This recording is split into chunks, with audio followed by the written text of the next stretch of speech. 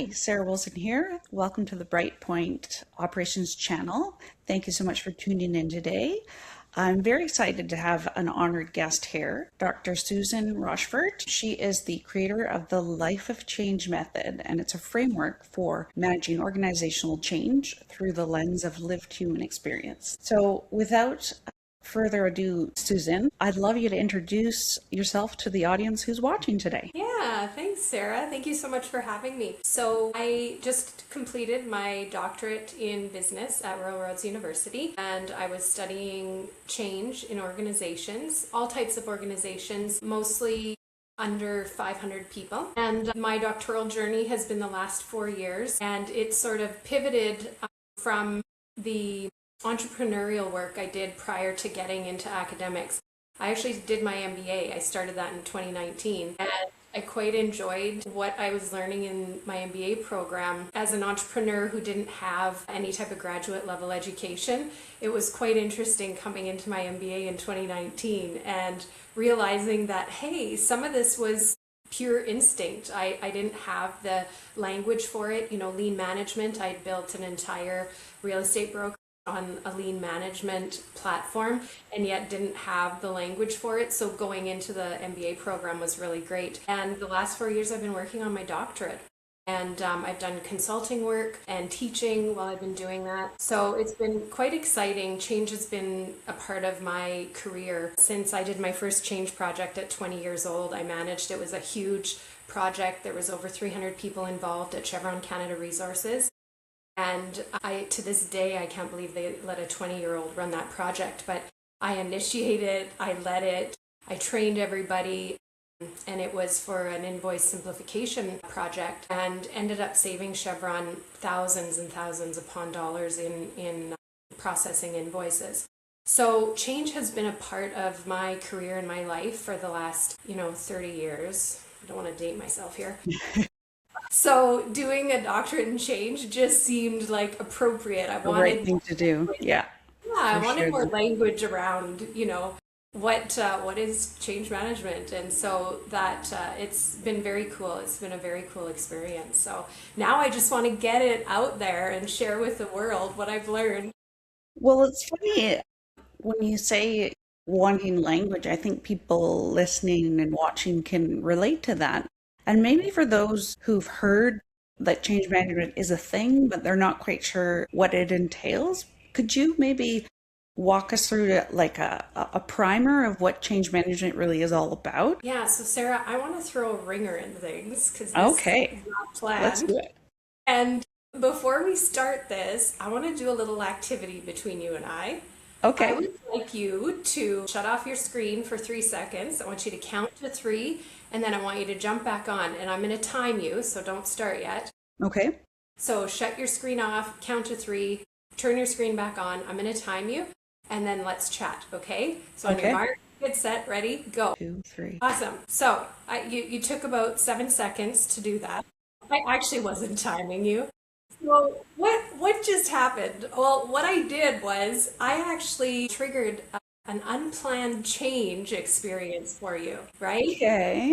And because we didn't talk about this, it wasn't planned. And so I just threw that into this podcast that we're doing.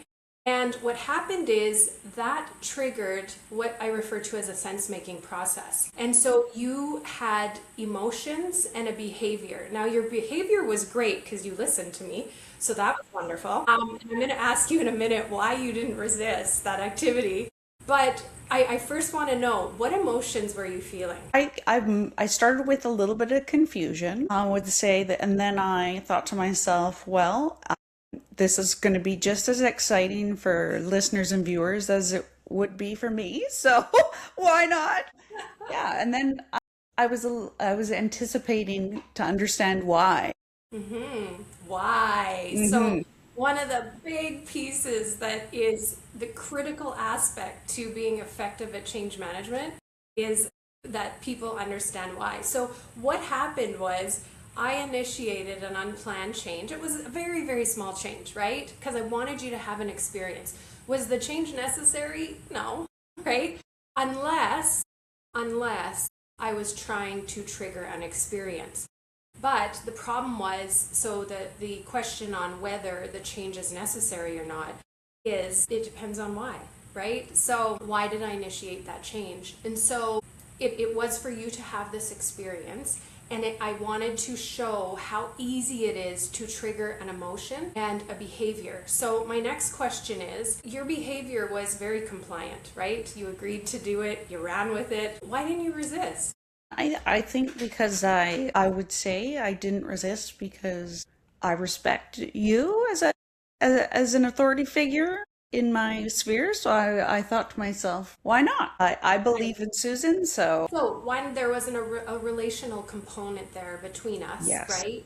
And you trusted me, right? Yes. And so there was trust and respect, and you're like, okay, well, I'm going to run with this. So again, this is what I knew from, 30 years of change management experience and in doing my research, is that organizational change, is about people. It's about relationships. It's about building trust and respect. And look how easy it is to get people to be compliant, right? When that relationship is established. You knew that I wasn't going to do anything that was going to cause you harm, right? Yes.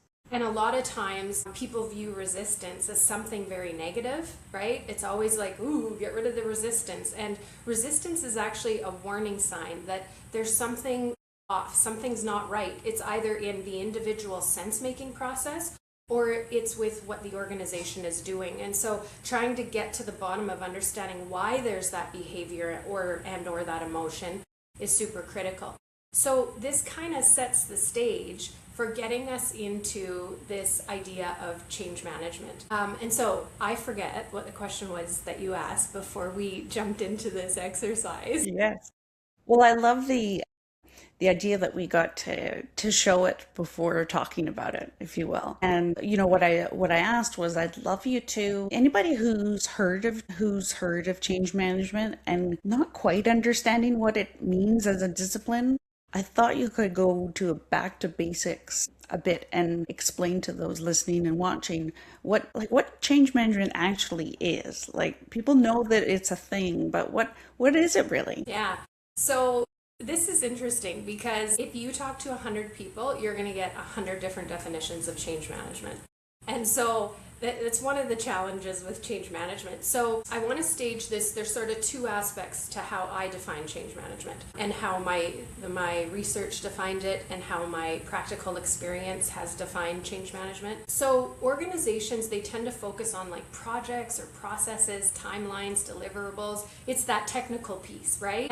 But the people in the organization are focused on how change affects them. So their work, their relationships, their future. So I think of technical process and structure and people, there being two different approaches when managing change.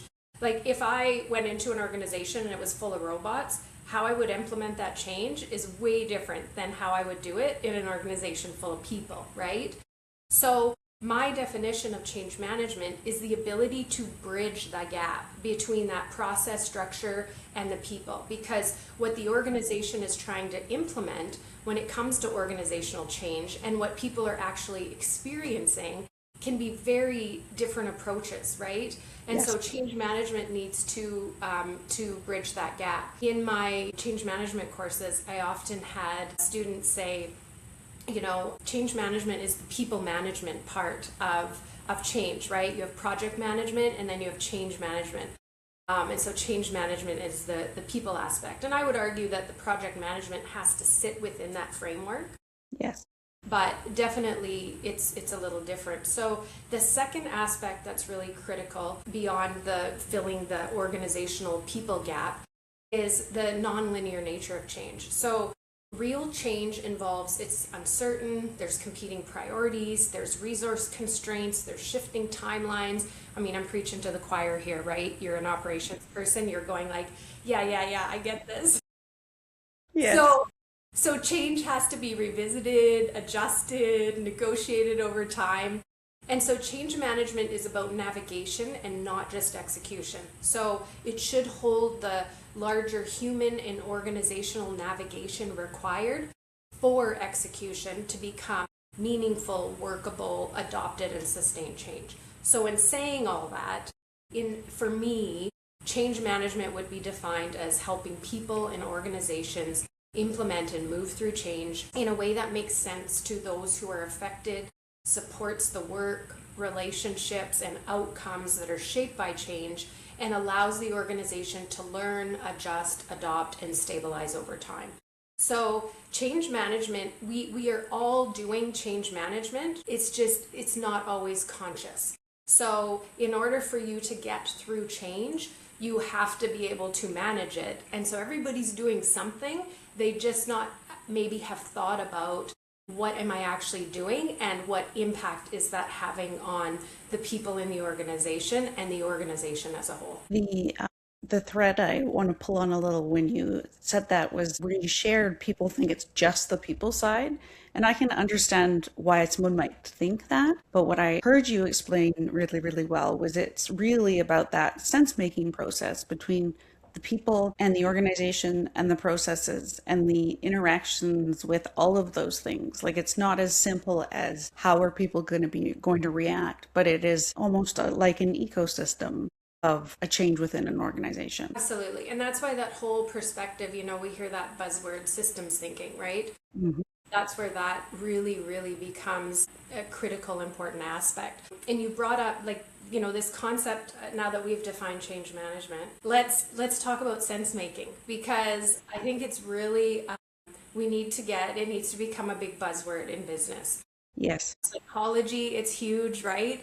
But in business, I think this is a very critical psychological process that if leaders and those leading change can understand, and even people who are experiencing change and are not leading it, if they can understand what a sense-making process is, this can really help them to move through that change and really start to reflect and understand why. So are you okay if I talk about sense making for a minute? I think that was a wonderful segue. Awesome. So sense making, it's a psychological process, and you're sense making an experience. And so that's exactly, I want you to think about the exercise we did when we started this. That's exactly what was happening. And so sense making, you have an experience, and it's filtered through what I call attributes. And so those attributes, they include beliefs, your values, your attitudes, your motivations, your experiences, your genetics, your temperament, and your environment. So there's just these collection. I've kind of narrowed them down to these 8 attributes. So they're like, put some glasses on, some colored glasses. They're different colored glasses, right?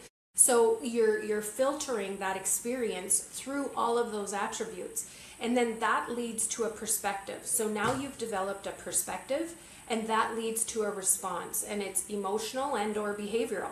And then that will lead to some type of outcome that's going to impact organizational change, that's going to impact your relationships and all these things, right? So if we go back to the activity we did, you started a sense-making process when I said, we're going to do an activity, right? Wasn't planned. I didn't give you the heads up, right? And that sense-making started with you filtering through that experience through those different attributes. And you talked about how you had a belief that I wasn't going to harm you and that you trusted me. And so it filtered through that. So then you developed a perspective that, okay, this is, you're starting to create the emotion and the behavior based on that perspective, right? So your perspective was that, I have a belief that Susan isn't going to harm me, and so my perspective is she's safe. And so then that led to a response, and that response was, I'm going to do the activity, although I'm feeling some emotions because I'm confused and this feels weird, right?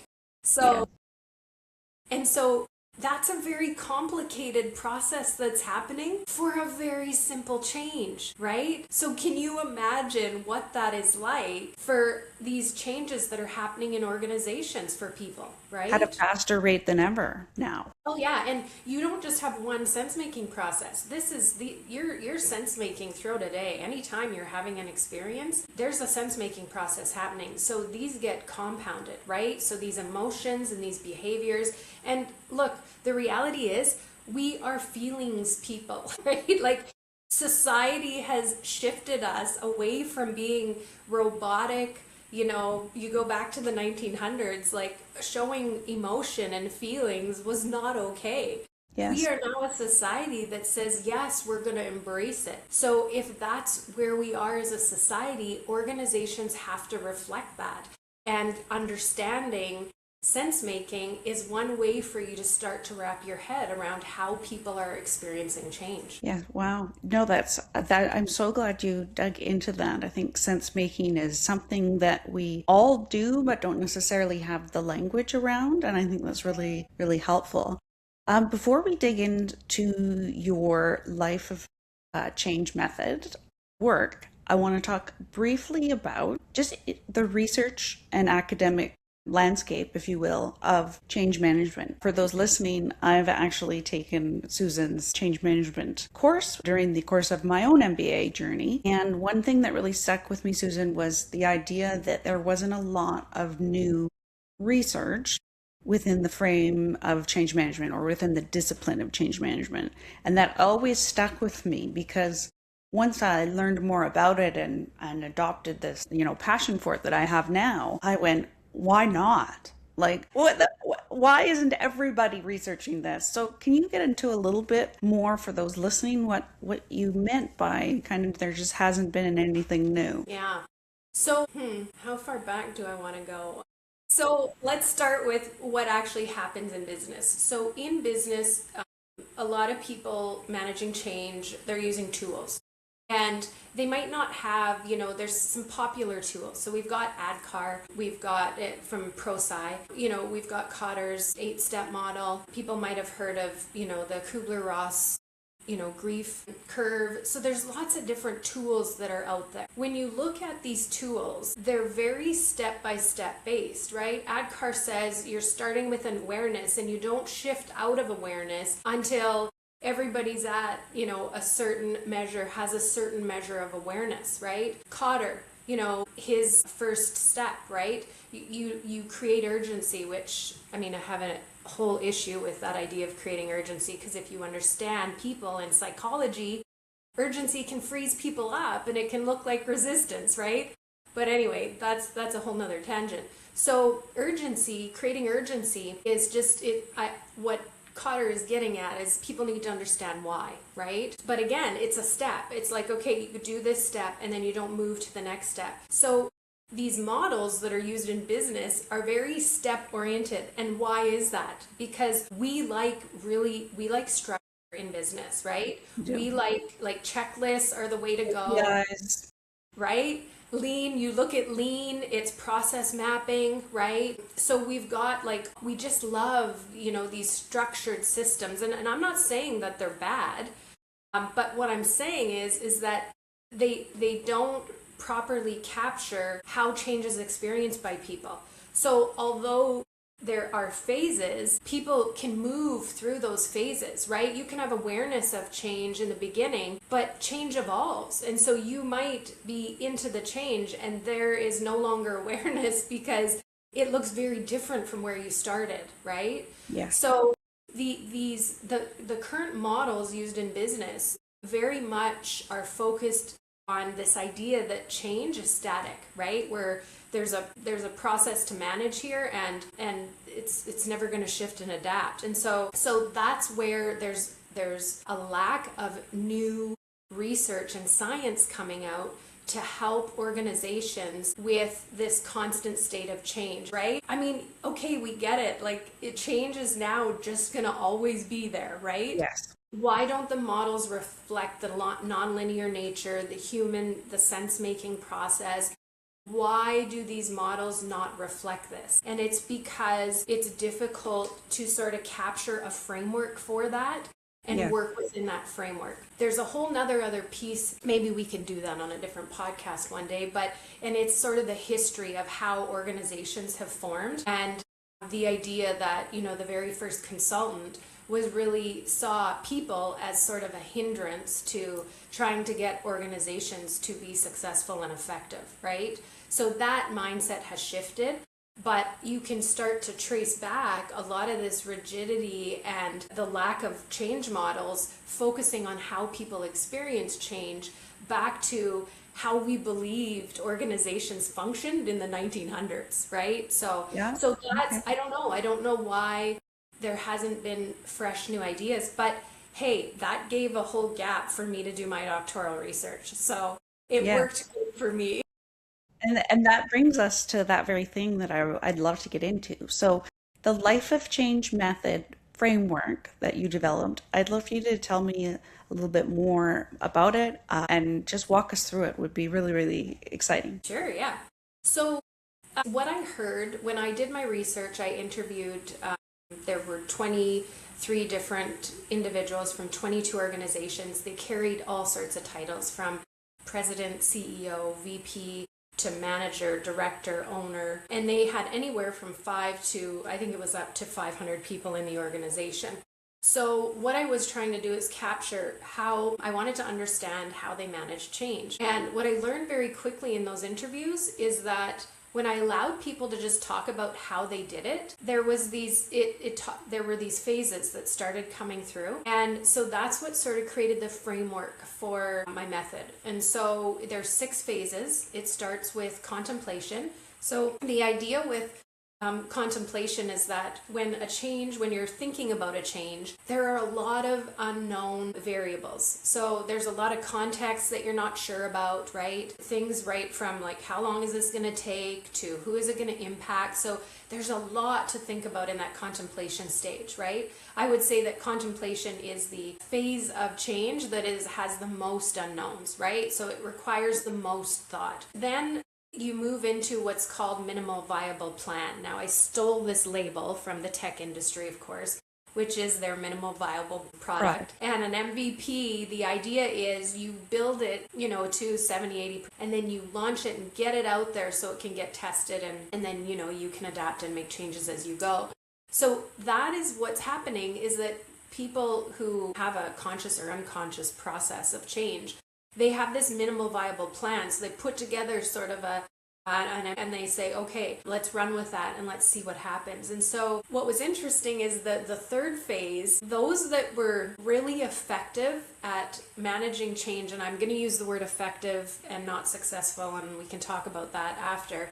But they did a pilot, test, and experiment stage. And so that's my third phase, is that if you can pilot it or test it or, call it an experiment, it seems to sit differently for people. So people go, okay, it's not necessarily permanent, but we're trying this out to see if this is going to work. And psychologically, that works really well. People will actually receive that much differently than if it's like, thou shalt Well, do this. less resistance, would you say?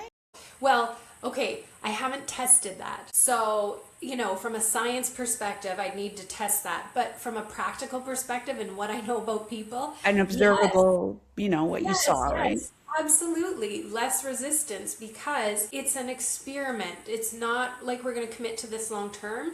We're going to test this and see what this is going to be like, right? Interesting. And so very critical third phase of that framework. And then the fourth one is sort of this pre-launch, launch, and train. So this is where the change is actually, it's coming out, right? It's coming into the organization, whatever that is if it's a software implementation, if it's an organizational restructure, whatever's happening, multiple things are happening, that's sort of the fourth phase, right? Where everything's starting to happen. And then through that phase, what's happening is that my method, it's actually a set of 6 concentric circles. So if you think of like a dartboard for those who, like darts. And what's happening is contemplation is the biggest phase because it has the most unknown variables. But as you're moving into the change, now those are shrinking because you've got a better idea on what those variables are. There's fewer unknowns at this point, right? So we're getting into the fourth phase, which is the pre-launch, launch and train. Now we move into the fifth phase. And the fifth phase is what, I love this word, one of my participants used it. It's called the autonomous phase. And I love this as a word because it means that I'm creating autonomy with that change. I'm comfortable with it. I have fewer questions. I still might need support. I still might need people there to guide and direct me. But I'm at a place where I'm feeling really confident and comfortable with this change, right? So that's the fifth phase. And then the sixth one is called stability new state. And this is really important. Now, it's the smallest circle of all the concentric circles because obviously the unknowns have pretty much disappeared now. You've absorbed this change into your organization, but it's the most important. And what a lot of people don't realize is that, we have energy, we have batteries, right? Our brains, our emotional capacity, they're like a battery. And if you drain those without recharging them, you're going to end up with what a lot of people experience in organizations that, don't have a conscious way of managing change, is that you're going to have physical, mental, emotional harm. So there's going to be change fatigue, increased sick days. We've got all these stats that show that when people are overwhelmed with too much change, it leads to them being physically ill. Right? Yes. And so that stability new state, although there are very few unknowns in that phase, it's a super important phase to give time so that people can recharge, right? And so that's how this framework. And then what's really cool about the concentric circle design is that one of the tips that I challenge organizations is to do a change inventory. Make a list of all the different types of changes you have in the organization and be specific. So don't just say, software implementation. I want you to, what are all the different changes? Are you having to adapt processes? Are you getting in new equipment? I had one of the places that I go for my massages, they ended up bringing in digital records. And so instead of having their folder where they were writing all of their notes for each of your massage sessions, they were moving to an iPad. So they physically had to bring in these iPads and train people on the iPad. So the change wasn't just, digitization of records. Yeah. It was actually all of these other little pieces. What's changing in their environment. Yeah. And I think I always advocate for all businesses to go through that process, because one of the things that always seems to fall down is that the space in between the functions, right? Like marketing's got something going on, sales has got another thing going on, and operations another, finance another. And going through that inventory process gives the organization an opportunity to really understand the load on their teams, but also like, where are we doubling up, or where are we not even aligned? I mean, the first step in a scenario like that is to make the list, right? 100%. So you need a change inventory. And Sarah, you hit it on the head when you said that this has to be done at an organizational level. You can have each department do it. You could have, each individual do it, but it collectively has to come together at an organizational level. And then what you can do is you can create a visual. So you can take the concentric circle design and you can plot, a dot, a sticker, whatever you want to do on each phase to see how many changes do we have going on at one time, and what stages are changes in. Because I guarantee you, if you've got 20 different changes in the pre-launch, launch, and train, that your people are their battery is gonna die very quickly, right? Yes. And so even trying to get to the autonomous stage is gonna take so much more effort, because that stage is gonna be so much longer because people are just overwhelmed with change. So that's how those 6 phases sort of fit together. Is it's based on how people experience change, but also it's based on like how change unfolds in the organization, right? So there isn't, that I'm aware, that I could find anywhere in any of the, change management research, there wasn't any type of model that was publicly available that sits like this in change management. So this is something novel. Excellent. Wow. And if anybody listening wants to learn more, or actually use your model in a practical way, how would they go about doing that? Yeah, so, well, the great thing is because I just got done this research, I would like to tell everybody about it. So I have a website, lifeofchangemethod.com. You can go there, you can sign up, and I will happily present this to you. It's to you, and then if you wanted it to your organization, I'll do another presentation. But the idea is I want to get people thinking differently. So those presentations are free right now. I just want to get the research out there. I just want to get people thinking differently in these phases. I want to get them thinking about sense making. And then eventually, when people are ready, they could always come back to me and hire me if they need help in assessing, you know, what their existing strategy is and if it's aligned with, you know, the best science that we have out there for change management, or if they need a whole strategy developed, I can do that too. But from a practical perspective, these phases, because like these phases are great, but how do you apply them, right? And so what happened in my research is that I realized that how people are managing change is that they are asking themselves questions. And so I came up with 4 guiding questions for each phase. So there's 24 questions that go along with each phase. And do you want me to give you some examples? Okay, so in the first phase, in the contemplation phase, you know, you brought this up earlier, why is most critical? So one of the questions in the contemplation phase is, why is change being considered now? And what problem or need is it intended to address? And then the next big question that people have was why and how. How might this change affect each person's work, roles, and emotional experience if it were to proceed?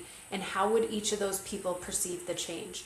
So that's the second guiding question. So third one is, what possible pathways or scenarios could this change take given current conditions, which could be what capacity do we have? What readiness for change do we have? The relationships, right? Including Indigenous relations. A lot of times people proceed and, you know, forget that there is some history and culture that people are wanting to be preserved and respected, right? Yes. What values, what risk is associated, agency, all these different types of variables, right?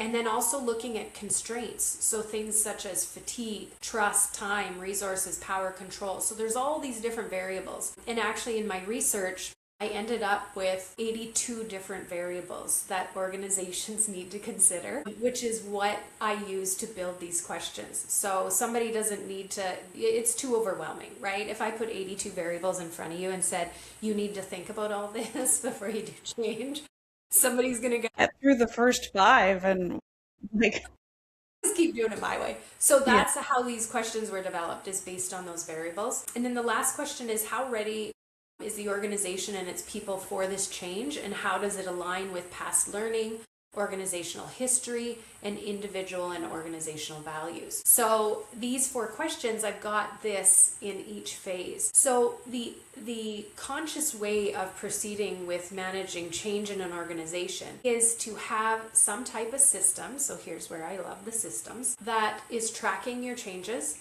and goes through a reflective process. So who should be doing this, right? You've got these guiding questions. It should be the change initiator. And I say initiator and not leader, because if you're thinking about a change, and you should think about all these things before you actually present the idea, right?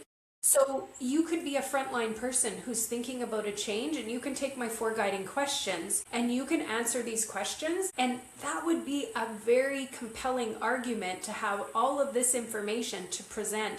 And if you don't have the information, it's telling you you're missing some information, so you need to go talk to people before you initiate this change, right? So Yes. that's the idea, is that we need to be reflective. And then what's really cool is that if you want to take this to a whole nother level, right? So I kind of see this as sort of, there's kind of like levels, right? Level 1 is just getting people to think about change differently in these phases. Level 2 is getting them to use these questions and reflect on the questions. And level 3 is taking this to a whole nother level. And what it's doing is it's actually taking the tools and models from the change management research, and it's connecting a model with each one of these questions. And so if you look at something like, why is the change being considered now? Anyone who uses Cotter's change method, he talks about this big opportunity statement. So he talks about creating a big opportunity to present that to people. Here's the opportunity this change presents for the organization, and getting them excited about the opportunity versus the overwhelming feeling of oh wow, we're doing a change, right? So you can actually link different tools, right? Your MVP, there's your PMBOK, right? If you want to bring in project management into this, you go to my guiding questions in MVP, and now you can link the PMBOK, the project management book of knowledge, in their process of managing a project in there. So these are the way this has been designed is that whatever your comfort level is, right? Some of us want to dig in there and be very strategic, and other people want to wing it. At least there's something for everyone. Of course. I love that. Well, thank you and so much, Susan. And before we close out, we can't help not talk about AI. So, to wrap our time today, AI is everywhere. It's in the news. It's in our feeds. It's everywhere. And I'd love to hear from you. Why is change management more important than ever in the age of AI? Yeah. So AI it's a shift in thinking. So this is a psychological change. So people in business, this is why understanding change from a human perspective is so critical, because you are asking people to change their, beliefs. A lot of these are beliefs about how we understand and gather information. AI has its limitations, which, most people are aware of now. And so it creates pressure on now us as humans. We have quick access to get answers, but we have to critically think through those answers, right? Yes. And so it's going to require an elevation of critical thinking, that we have to be smarter than the AI. And it's interesting because I've tested out, you take change management, for instance, there is so much out there on change management, and AI comes back with really generic, basic answers and ideas that can be harmful to an organization because it's not captured all of the context, right? And so there's a level of critical thinking if you don't give it the information and you don't have the right prompt, right? They've got courses now on prompt engineering, right? So if you don't have the right prompt in there, you could really be setting yourselves up for a bit of a disaster. So this is all about shifting in how we think, and that requires, that type of change requires us to take a conscious effort to managing change in organizations, because we need that sense-making piece becomes so critical. Yes. Thank you. Well, I just want to take an opportunity and thank you so much for your time today. Wonderful to go through your method. I can't thank you enough for walking myself and our viewers and listeners through it today. So thanks again. Thanks, Sarah. Really appreciate the time with you today. Yeah. Talk to you soon. Bye.